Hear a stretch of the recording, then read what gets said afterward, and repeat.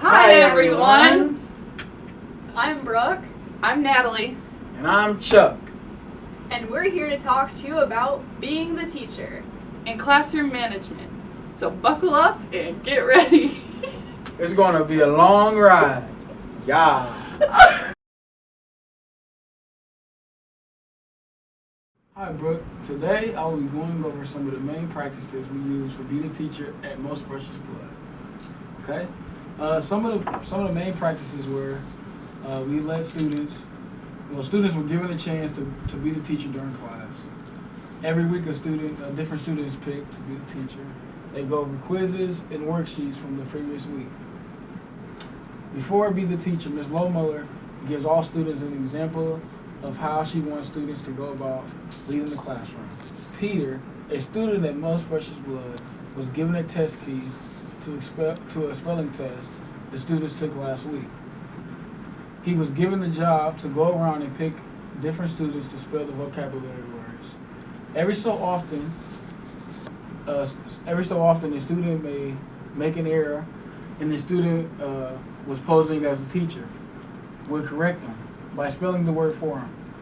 There was never a giggle or making fun of the student that misspelled the word. There was always support from each of the classmates. When relating these practices to Bloom's taxonomy, creating and understanding were the two ideas that correlated with the student-led activity.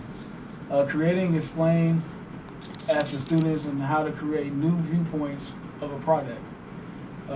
Through the Be the Teacher, there is a chance to create new viewpoints for the students. Learning from your own peers can have an impact that helps students learn in a different way. Rather than just learning from the teacher, understanding is explained as an idea, concept, and summarizing, which is how being the teacher all comes together. Students understand how the teacher corrects tests and how she gives examples before making them be the teacher. So not only are students learning how to spell, but also becoming better leaders and able to communicate with each other better.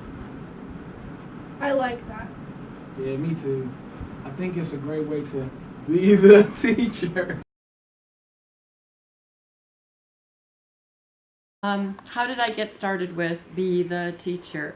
At the first week of school, I model a lot of things that I tell the kids that they're going to be doing up at the smartboard. A lot of them in previous years might have had the teacher is the only one that touches the smartboard pens and uses them, but it's not quite at their height because they're still kind of short in this class.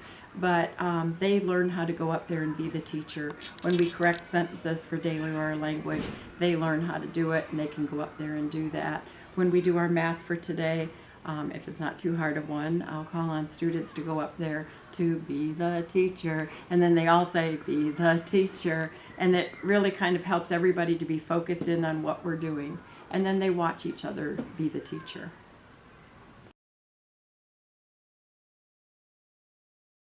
Okay, Chuck. Being the teacher has many pros and cons, alright? So if you're going to be a teacher, you're going to have to know these pros and cons, okay? So a benefit of being the teacher is that students help other students learn the topic better. Like, do you know how your classmate, you might not understand what the teacher's saying, and so you ask a classmate, like, hey, what's going on in this class, right? Mm-hmm. Alright, kind of like that. But it's more like student against more students. It's not only the students that benefit from being the teacher. The teacher also benefits because they can watch and assess students using Bloom's taxonomy, this lovely sheet right here. Wow, can I see that? Yes, you can. Alright. Okay.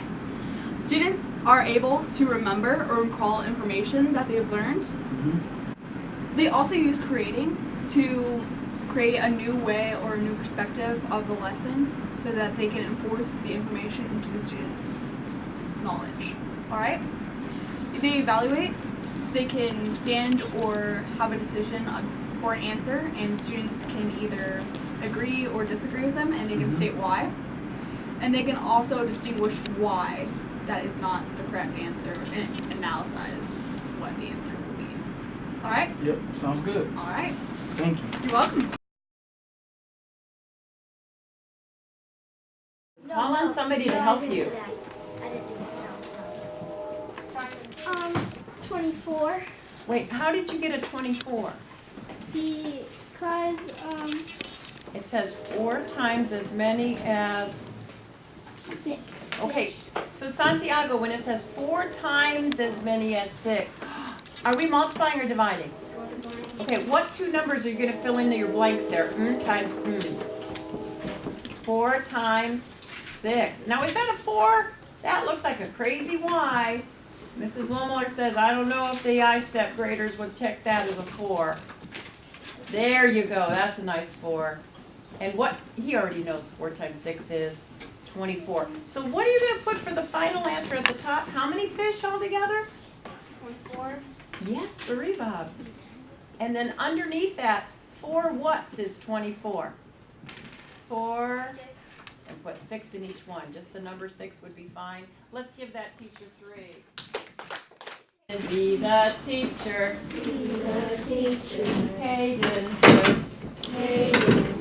Okay, it says 5 times as many as 1 star. And it wants you to draw the bar diagram. So put in the first box, take any color you choose. There you go, step over, there you go. Make blank star. Blank, you know that box like he did box fish? You do box stars. S-T-A-R-S. Okay, now it says 5 times as many. So how many boxes are you going to put underneath? Now we'll look at his. His was 4 times as many, so he made 4 boxes. What are you going to put under yours? When you have 5 times as many. 5 boxes, you got that right. 1, 2, 3, 4, and 5. Okay, underneath it we're going to put blank times blank equals blank. Okay, now listen to what it said again, because is that equals? Yes, it is. Okay, let's use a different color now. Any color but red. All right, ready? Listen to this. 5 times as many as 1. So what's the problem? Say it again. 5 times 1 or 1 times 5. Kiddos, would I accept 5 times 1 or 1 times 5? Yes. Why? What's the property? Everybody. Cumulative property of multiplication. You got that right. So at the top, you're going to put your final answer of 5 stars. And what are you going to put in all those other boxes, sir? Yes, because it's 5 times 1. 1, 1, 1, and 1, and 1. Give Caden 3.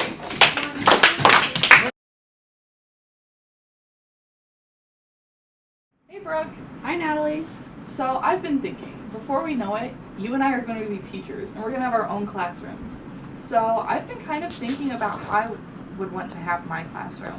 You know, Miss Lohmiller does a really good job. All of her kids are well behaved. Her classroom is always organized, and you know, she does Be the Teacher. I've never seen Be the Teacher done before, but I've been thinking about how it would work in my classroom if I could have a classroom of my own one day. You know, she does hers right after recess. Recess is, you know, a time for kids to get out their energy, but by the time they're back, I mean, they're still energized and they're ready to learn. So I think a good time to have Be the Teacher would be after recess. Kids are interested in learning, they're still excited to participate, and I mean, everyone wants to do it. It's not something that's boring. I think another thing that would make it really useful is having a list of students that have participated in Be the Teacher.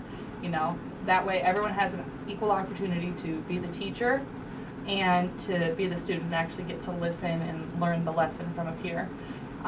By the end of the year, everyone should have the same amount of check marks or whatever you do to keep track of who had been the teacher that year. So that way everyone feels included, you know? So Be the Teacher is something that I'm really looking forward to implementing in my classroom one day.